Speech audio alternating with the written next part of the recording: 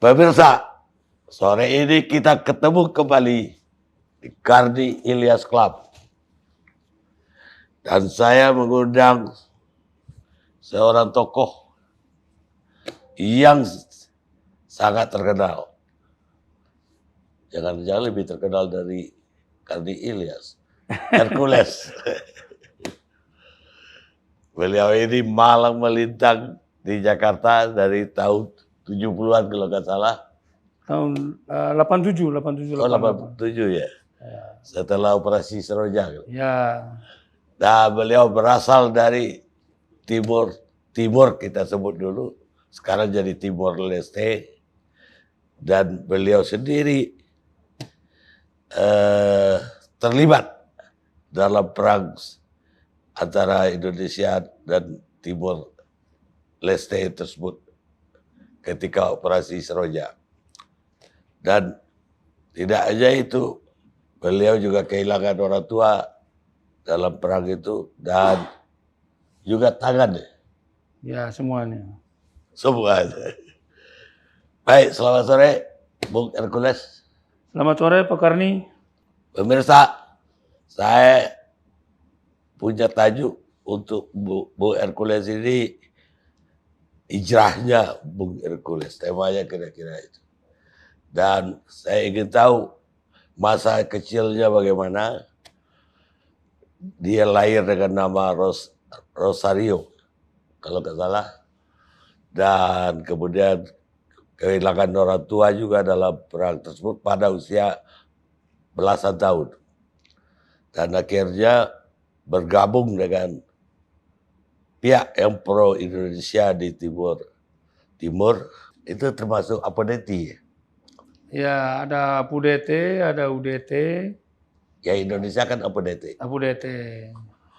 Dan kemudian bergabung dengan tentara kita di sana, terutama Kopassus, dan dia dibawa oleh Jenderal Zeki Anwar Makarim ke Jakarta. Boleh diceritain gimana riwayat kecilnya Bu Rosario? Jadi peristiwa operasi Seroja tim-tim itu waktu itu memang saya masih remaja ya. Tapi saya tahu tahun 75 pemerintah Indonesia di bawah pimpinan Pak Presiden Soeharto memerintahkan TNI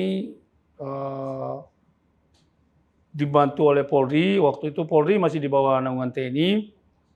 Jadi untuk supaya bagaimana caranya untuk Timur ini bisa bergabung dengan Negara Kesatuan Republik Indonesia.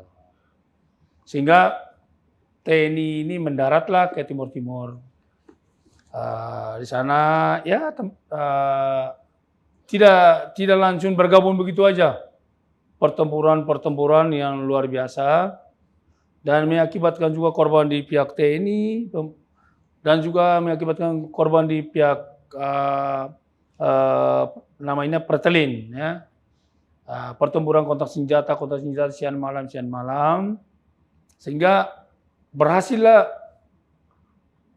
TNI pemerintah di bawah naungan TNI merebutlah kota-kota, pertama kota Dilim, Maliana, Waikusi, Ermera dan yang lain itu pecah.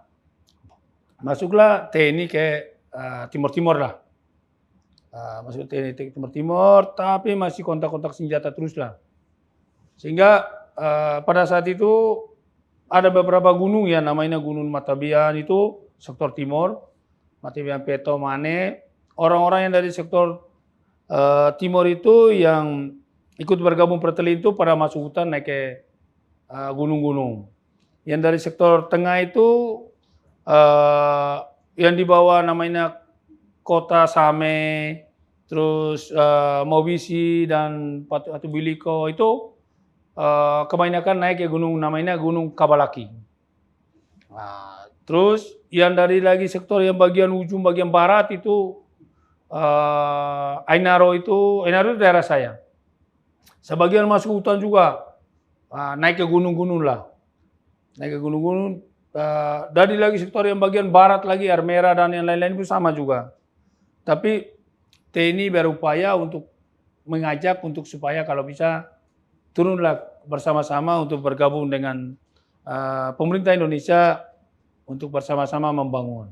Tetapi di pihak Pertelin tidak mau melepaskan sehingga mengadakan perlawanan kontak senjata. Memang cukup merepotkan waktu itu ya. Bung Hercules sendiri ikut nggak masuk tentara? Pada situ saya ikut bergabung dengan Kopassus. Terus saya pernah juga dikasih kepercayaan untuk megang logistik Kopassus. Dan logistik, kemudian bagaimana cerita selanjutnya perjalanan hidup?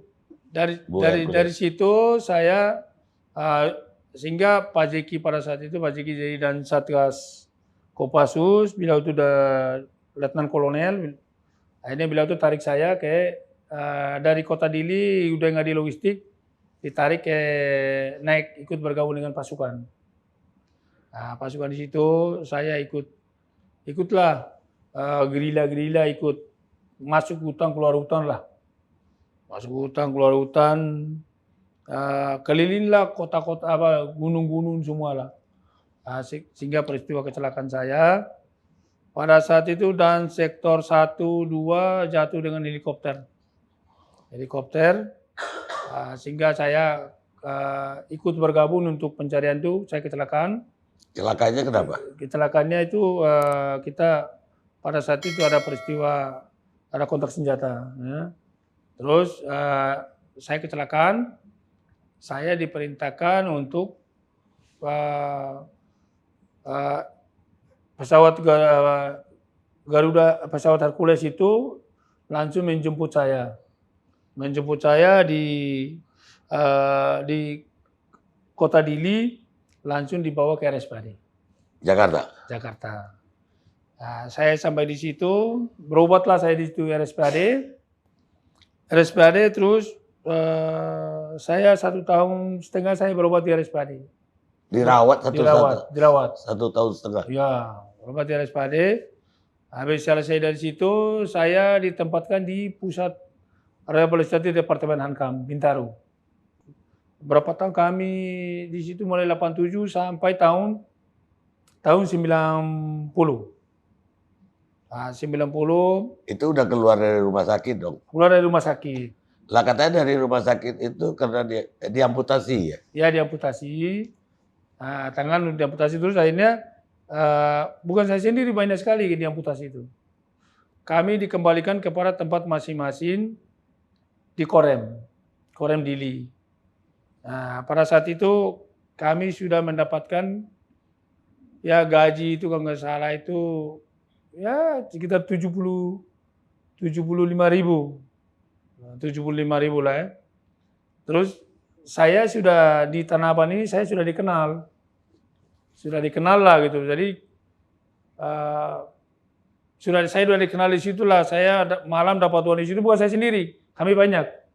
Karena saya di situ kami ada beberapa orang bujangan kan.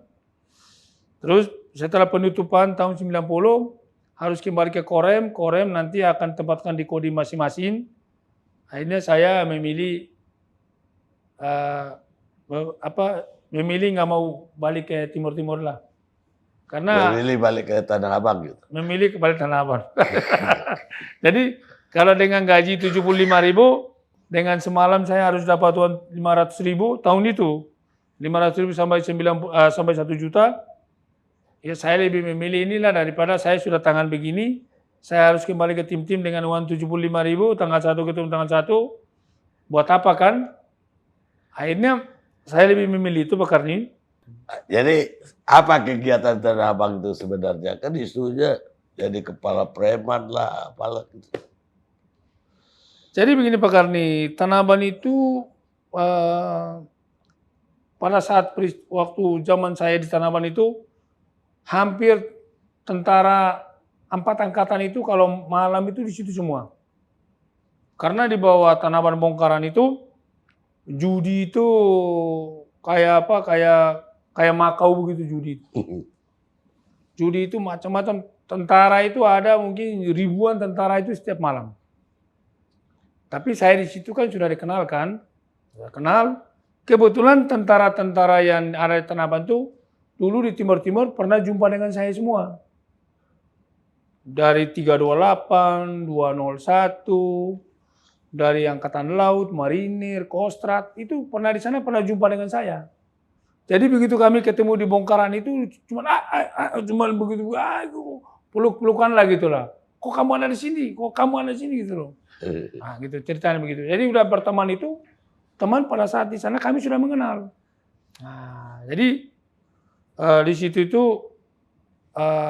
ya kita cuma hanya di situ aja. Saya tidak pernah keluar dari itu sebenarnya bisa aja. Saya sangat disegani lah di situ. Tapi saya minta-minta itu saya tidak pernah. Nah, minta-minta apalagi dengan cara kekerasan, cara premanisme. Itu kami orang dari sana itu sama kayak gitu itu kami paling kayak enak, malu. Itu kami asli orang sana itu. Jadi saya nggak pernah terlibat pasar kayak apa kayak. Kalau misalnya saya mau pada saat itu bisa aja. Semua takut dengan saya. Saya datang semua takut. Apalagi saya sedikitnya hubungan dengan militer. Semua mengenal dengan saya. Tapi saya tidak. Karena saya hanya cuma mengelola judi yang di dalam itu aja duitnya udah nggak karu-karuan. Apalagi kita minta orang pedagang, orang jualan, ya kan? Jadi itu pantangan buat saya. Saya datangkan namanya terminal, itu saya dengan anak buah saya jalan 4 orang. Nah, itu teman-teman itu teman angkatan semua. Dari Kopassus, dari Kostrad, Brigif 17, dari Kavaleri Cijantung, kita hubungan dekat semua. Jadi, kalau misalnya kita ke sana, orang kasih kita bukain teh botol zaman itu, teh botol itu kalau nggak salah itu 250 perak. Saya berlima. Kalau saya minum teh botol itu atau pantai itu, berlimanya dikasih gratis. Orang ini bayar nggak mau. Ini kalau saya minum 5 botol itu gratis, sedangkan dia jual itu kan paling dapat untung 100 perak. 100 perak atau paling tidak 200 perak. Nah, kalau saya gratisin 5 botol, terus saya bayar tidak mau, dia tidak mau terima, ini nggak bisa. Karena saya dibawa uang gampang, uang itu uang kayak sampah. Akhirnya uang itu saya buang aja, kembalinya pun saya tidak ambil.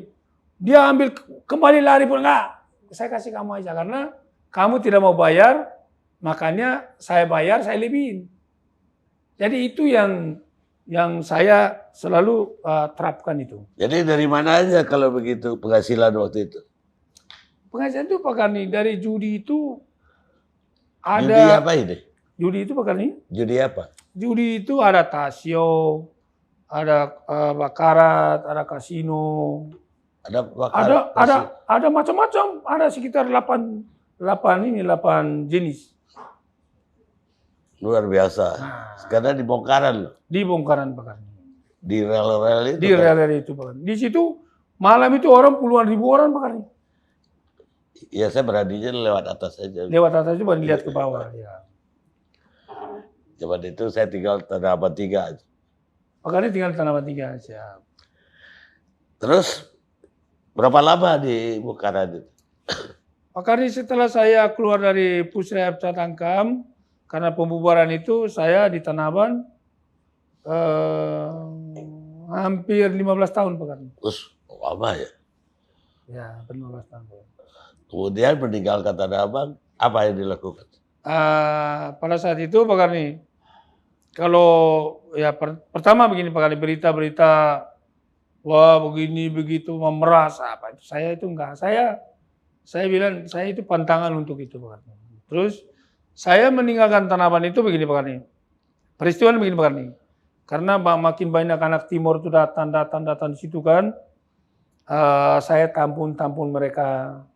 Mereka tadinya mereka akan tidak mendukung pemerintah Indonesia untuk tetap NKRI karena saya bina mereka di situ Pak Karni. saya bina mereka di situ, termasuk banyak juga mahasiswa-mahasiswa dari Jogja. Saya tampung, saya bina. Pada saat itu kita selalu berkomunikasi juga dengan Pak Guris juga. Pak Guris waktu itu Pak Guris Polda kan. Karena Pak Guris kan bila orang dari Timur juga kan. Iya. Jadi banyak saya bina itu untuk supaya kita tetap bagaimana untuk mendukung pemerintah, tetap Timur-Timur itu tidak boleh terpisah dari NKRI. Jadi mereka-mereka yang sedikit agak ekstrim itu datang ke situ itu saya selalu membantu mereka lah untuk masalah kos, kebutuhan-kebutuhan mereka, tapi sambil saya memberi motivasi, memberikan kesadaran kepada mereka. Sampai mungkin sampai ribuan Pak Karni pada saat itu di situ. Bikin organisasi. Nah, waktu itu belum organisasi, tapi karena waktu itu termasuk saya ada sedikit komunikasi dengan Bais, dengan mungkin dengan Kopassus, dengan Kodam Jaya, untuk mereka ini kita bina untuk kita arahkan supaya jangan ekstrim, jangan sampai mungkin masuk ke hutan, suaka, pada lain-lain kan kita bina mereka situ. Hasil dari apa yang di bawah rel itu yang namanya judi-judi itu kadang-kadang setiap malam itu saya memberikan dapat bagian-bagian mereka untuk supaya mereka bisa dapat hidup, dapat makan. Kalau yang sekolah, mereka lanjutkan sekolah itu untuk membantu biaya-biayanya. Terus bagaimana dengan berapa perkara yang terakhir dihadapi? Apa yang terjadi? Sebenarnya Pak Karni, setelah saya keluar dari Tanah Abang, saya merubah pola hidup saya. Saya banyak bantu masyarakat yang seperti kayak berurusan dengan sengketa tanah, ada tagihan. Saya berubah dari Tanah Abang itu, dari tempat hitam ini, saya belajar berubah mengarah ke putih, mengarah ke artinya yang tidak menyerempet dengan hitam lah ya. Iya, tapi kenapa bisa terjadi menghadapi hukum berapa tahun terakhir? Jadi Pak ada Karni, tuduhan penyerobotan tanah, ada tuduhan pemerasan, itu apa yang terjadi sebenarnya? Jadi karena merubah saya dari Tanah Abang itu seperti itu, akhirnya saya menerapkan lagi langkah-langkah saya untuk seperti ada bantuan-bantuan. Oh, tanahnya dikuasai oleh mafia-mafia tanah, mafia-mafia hukum. Saya melangkah untuk mempertahankan itu, membela masyarakat yang lemah, yang tertindas itu. Tetapi karena memang itu perlu perjuangan yang luar biasa. Karena yang kita hadapi ini kan Pak Karni, mafia-mafia semua yang sekarang kan, mungkin Pak Karni kita tahulah, hukum kita di Republik ini sekarang ini kan bukan lagi hukum yang sebenarnya berbicara. Karena uanglah yang mengatur segala-gala. Jadi karena saya orang paling prinsip Pak Karni, saya tidak bisa dibeli orang. Saya tidak bisa menjolimin orang. Kalau orang itu udah kasih kepercayaan ke saya, dan mati pun saya tidak akan takut untuk mengkhianatin orang kasih kepercayaan itu. Tetapi saya kan selalu dijerat oleh hukum, ya seolah-olah turun ditangkap, terus bawa premanisme, terus kriminal, diproses dan diperiksa, terus ya dikemas, ya untuk saya dimasukkan ke meja hijau. Tetapi Pak Karni, kadang-kadang sampai di meja hijau itu pun bukti itu tidak ada, dan memang benar Pak Karni. Panggil kelurahan, bawa buku induknya, cek, memang itu terdaftar dan itu bunyi. Ya, tapi kita kembali lagi kan, hukum kita kan di Republik itu kan, di Republik ini kan memang seperti itu. Kalau tuduhan pemerasan, Sekarang ini pakar nih, pemerasan itu kan begini pakar nih. Saya pernah diadili oleh Polres Jakarta Barat. Kapolres itu adalah Hengki Haryadi ya. ya sekarang Jakarta Pusat. Ya. Nah, Jakarta Pusat, sekarang jabatan Jakarta Pusat, dari Barat ke Pusat, Pusat sekarang ke Bekasi. Katanya. Ya katanya ya. Jadi kok dari Barat, Pusat kok ke pinggir gitu loh. Makanya.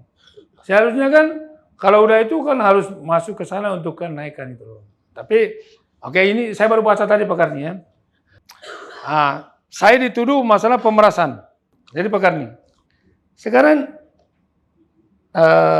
pertama pemerasan masalah pakai notaris. Kan 2 kali pemerasan pakar nih. Pakai notaris, kita perjanjian pakai notaris. Terus, notaris sudah bikin tuangkan apa segala macam, udah kesepakatan kerja. Nah, itu notaris kan pada hukum pakar nih. Nah, kerja udah selesai sesuai dengan kesepakatan perjanjian notaris, ya tentu upah saya dibayar dong pakarnya. Kan saya terima kan?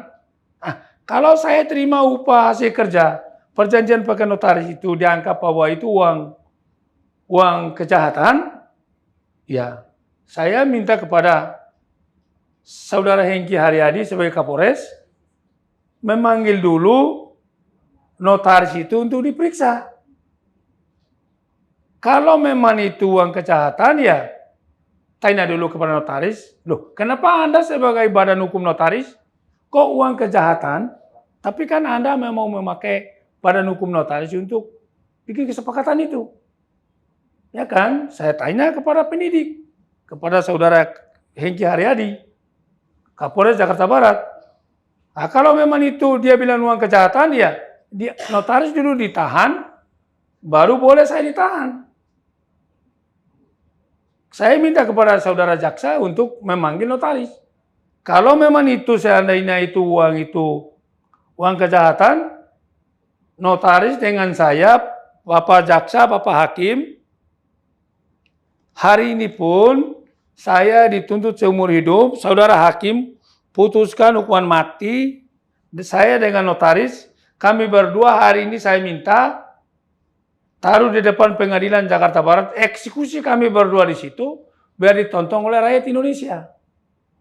Tapi katanya penyidik cari-cari, notaris tidak ketemu-ketemu. Wah, Bapak, Anda sebagai Kapolres dan dengan Kasat Reskrim, kok nyari notaris, kantornya jelas, kok nggak ketemu-ketemu. Saya tanya kepada jaksa sama hakim, kalau memang itu nggak ketemu, oke. Saya perintahkan anggota saya, 10 menit ditangkap notarisnya. Tapi nanti jangan dibilang lagi, nanti premanisme lagi, saya bilang begitu. Kalau boleh, Bapak Jaksa, Bapak Hakim, tolong izinkan. Karena Polres Jakarta Barat, dipimpin oleh Saudara Hengki Haryadi, tidak mampu untuk menangkap notaris. Saya akan perintahkan anggota saya untuk... Kalau nggak salah, Hengki waktu itu Kasat Reskrim. Ya, dia waktu Kasat Reskrim. Bukan Kapolres. Bukan Kapolres. Kapolresnya Adil. Pak Fadil Imron, sekarang beliau Kapolda. Ya. Jadi, tapi, tidak boleh. Nah, kalau tidak boleh, ini pakar nih. Kalau tidak boleh, kenapa saya dituduh pemerasan? Karena ini perjanjian berangkat dari perjanjian pakai notaris. Ini legal, ini uang yang saya dapat, ini hasil saya kerja. Ceritanya itu pakar nih. Tapi saya dihukum, saya dituntut 3 tahun lebih, diputuskan 2 tahun. Oke, nggak apa-apa, saya hadapin. Nggak banding? Saya tidak banding, saya terima aja Pak Karni. Terus Pak Karni, saya lanjutkan lagi yang kedua. Kapolresnya Hengki Haryadi. Ditangkap masalah pemerasan juga. Oke, diperiksa semua. Saya ditahan, dilanjutkan ke Salemba saya disidangkan. Saya dituntut 3 tahun 7 bulan. Oh, dituntut 5 tahun 2 bulan. Nah, dihadirkan, saya minta jaksa dihadirkan oleh korban-korban yang saya memeras, Pak Karni.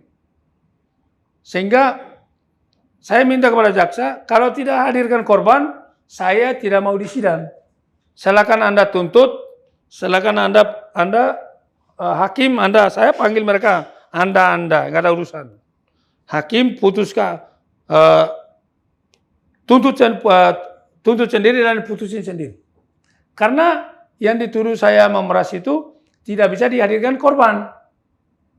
Saya kan punya hak juga. Saya warga negara Indonesia punya hak untuk menuntut. Karena saya dituduh bahwa saya memeras, ya korban yang saya memeras itu harus dihadirkan. Kalau tidak, apa yang saya memeras kan gitu. Saya paksa, akhirnya sehingga dihadirkan. Pak Karni dihadirkan 14 orang.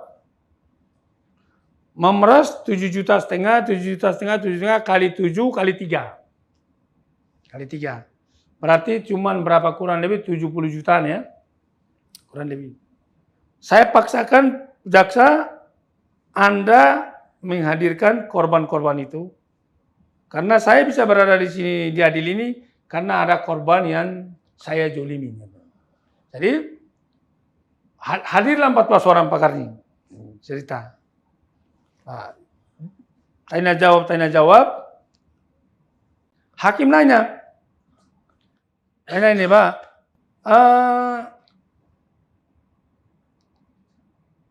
Anda merasa kapan ketemu Hercules? Ya gitu. Saya nggak pernah ketemu Hercules. Terus, hakim nanya lagi. Kapan kasih uang? Saya tidak pernah kasih uang Pak Hercules.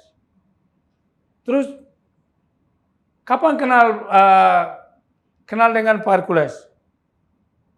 Saya kenal dengan Pak Hercules, tapi saya kenalnya di TV. Kenalnya di TV, Pak. Kok bisa begitu ya? Nah, terus hakim nanya, kok bagaimana bisa kasih uang? Saya Pak, saya kenalnya di TV, bagaimana kasih uang Pak? Ketemu aja enggak? Saya kenalnya di TV Pak. Terus bagaimana kasih uang? Saya nggak pernah kasih uang Pak. Orang saya kenal Pak Hercules kenalnya di TV. Ini cerita begitu Pak. Jadi saya langsung bilang hakim, Pak Hakim diam dulu Pak Hakim.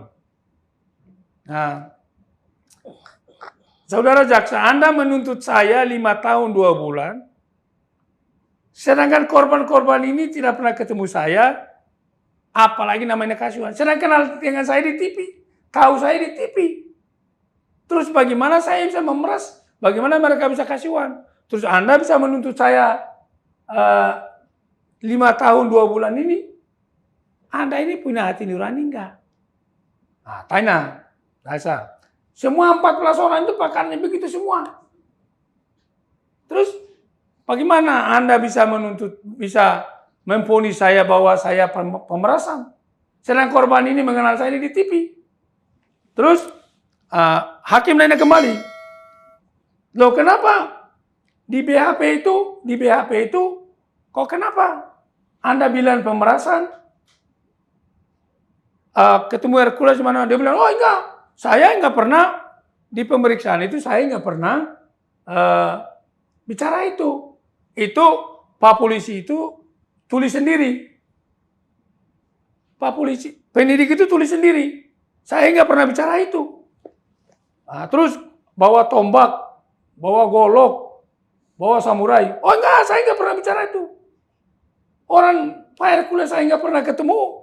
Saya nggak pernah kasih uang. Orang saya kenal di TV, apalagi namanya itu. Saya nggak pernah bicara itu. Mungkin Pak Polisi tulis sendiri. Ini di depan persidangan Pak Karni. Ya kan, ini kita cerita yang sebenarnya. Mudah-mudahan semuanya Pak Karni kesananya kita perbaiki ini semua. Jangan pakai cara-cara begini untuk menjolimi orang, untuk menghakimi orang itu Pak Karni. Baik. Apa setelah itu ada perubahan setelah menjalani hukuman itu? Jadi Pak Karni, saya selama ini Pak Karni, saya ini orang prinsip Pak Karni. Saya selalu berpihak kepada orang susah. Saya tidak pernah mau lihat orang susah, Pak Karni. Dari dulu Pak Karni, dari tahun 90, saya mualaf, saya masih di Tanah Abang, saya sudah bergelut dengan namanya anak yatim piatu duafa. Uang-uang saya itu dari hal-hal itu saya selalu berbuat itu. Jadi kalau kita bilang saya perubahan dari insaf, dari yang tidak baik berubah menjadi orang baik, ya memang tidak apa-apa. Tidak apa-apa. Tapi saya sebenarnya yang tadi saya bilang, saya ini orang prinsip Pak Karni. Saya selalu berpihak kepada orang susah. Tidak pernah mau lihat orang susah Pak Karni. Karena di rumah saya itu Pak Karni, sudah bertahun-tahun setiap malam Jumat itu penuh dengan anak yatim piatu. Di rumah saya. Dan sampai hari ini Pak Karni. Terus malam Jumat besok ini Pak Karni di rumah saya penuh dengan anak yatim piatu besok malam. Paginya Jumat itu habis Jumatan, istri saya makanin orang-orang yang di kolong jembatan, yang nyamen, yang minta-minta. Itu minimal itu 300 orang. 300 sampai 250. Itu istri saya Pak Karni. Itu kita jalankan itu Pak Karni. Jadi kalau orang bilang saya harus insaf, harus saya begini. Saya merasa nggak pernah berbuat kejahatan Pak Karni. Karena belum pernah namanya saya diadili di meja hijau dan dituntut masalah kejahatan. Kalau masalah kayak gitu Pak Karni saya paling takut. Padahal kalau saya mau ini Pak Karni, anak buah saya juga ribuan kok Pak Karni. Artinya ribuan anak buah saya. Saya di sini pun saya pencet HP saya, sebentar 500 orang itu, bangsa hitung 10 menit itu 500 orang udah depan Pak Karni. Kalau saya udah bikin hantam, itu Pak Karni. Itu udah pasti siap mati semua Pak Karni. Tapi kan bukan itu Pak Karni. Tapi karena saya selalu jalan benar, jadi saya jalan nggak pernah dikawal orang Pak Karni. Dan saya jalan kemana-mana itu hampir rata-rata orang rebut foto dengan saya Pak Karni. Karena saya selalu melangkah yang benar, melangkah yang baik. Ya makin kesini itu Pak Karni. Karena anak udah pada dewasa, anak udah pada sekolah di mana-mana. Ya jadi kita makin inilah Pak Karni, makin umur juga makin tambah Pak Karni. Jadi Berapa sekarang umur? ya baru mau 55 Pak Karni. Masih muda, Jadi masih ABG Pak Karni. masih ABG. Jadi kira-kira gitu Pak Karni. Itu tadi cerita menyebut kata mualaf tadi. Kapan itu terjadi? Sebenarnya dari tahun 90 Pak Karni. Dari 90? Ya saya sudah mulai nikah, terus saya sudah mualaf Pak Karni. Sejak nikah itu? Iya Pak Karni. Dan sejak itu apa namanya? Tapi masih di Tanah Abang ya? Masih di Tanah Abang Pak Karni. Belum keluar dari Tanah Abang. Iya Pak Karni, belum datang. Keluar di Tanah Abang itu Pak Karni tahun 97 Pak Karni. Terus sekarang apa kegiatan? Saya kegiatan Pak Karni sekarang ada bisnis lah kecil-kecilan. Saya dengar perikanan. Ya perikanan Pak Karni. Apa kapal ikan? Kapal ikan ini lagi dibongkar nih Pak Karni. Ikannya? Ikannya. Kalau Pak Karni mau ikan saya kirim. Nah, mau 1 ton, 2 ton saya kirim Pak Karni. Jualan ikan besok. Ya. Jadi selain dari apa ikan, perikanan apa lagi? Ada juga pertanian Pak Karni. Di Indramayu Pak Karni. kampung. Ya di kampung istri. Apa pertanian apa? Pertanian sawah Pak Karni. Sawah penggilingan juga. Wah, banyak ada cabangnya itu. Ada kecil-kecilan Pak Karni. Ada juga pasar juga Pak Karni. Pasar, bikin Ya. pasar Ya di di daerah Jakarta Barat Pak Karni. itu bangun sendiri maksudnya. Ya milik sendiri Pak Karni. Terus disewakan. Ya Kios-kios. disewakan. Ya banyak yang gratis juga Pak Karni.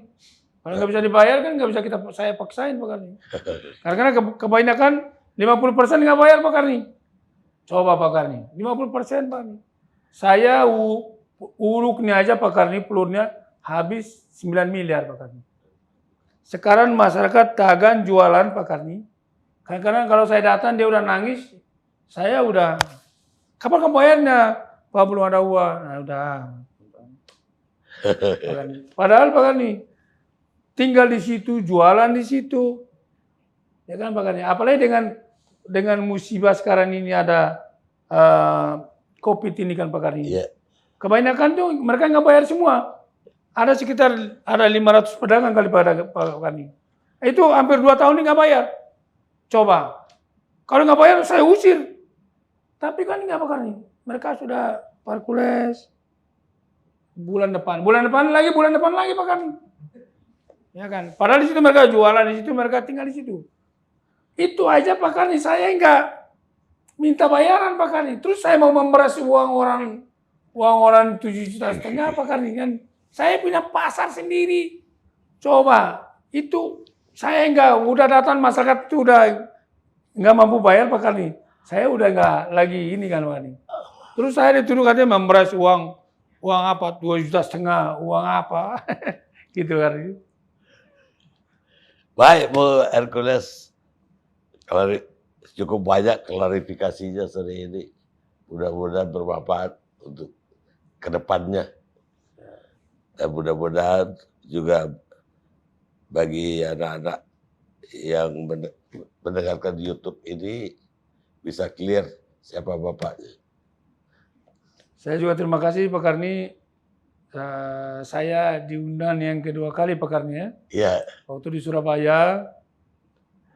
Dengan hari ini diundang ini, padahal ini udah dari seminggu yang lalu.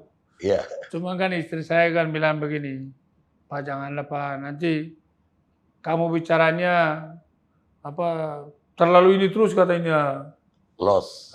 Terlalu luas. Saya bilang nggak bisa. Memang tipikal saya begitu. Tapi saya bicara itu fakta. Dan fakta. Saya tidak mengada-ada. Saya tidak bicara apa yang sesuka singa. Yang saya bicara itu fakta. Jangan, saya nggak mau kamu. Kamu harus bicara begitu kan. Tadi aja mau ke sini dia telepon. Kamu mau bicara, kamu baca bismillah dulu Pak. Gitu kan. Jadi nanti bicara katanya yang ini lah Pak katanya. Dia ketakutan dia. Ya wajar lah berbuat. Tapi terima kasih Pak Karni. Terima kasih sama-sama. Terima kasih juga kepada timnya Pak Karni yang melayani saya sama Pak Karni hari ini. Semoga kita semua diberikan kesehatan yang sehat, Pak Karni juga panjang umur. Ya. Nanti mungkin di lain waktu kita ketemu lagi Pak Karni. Baik. Pemirsa, kita bertemu Karni Ilyas Club yang akan datang.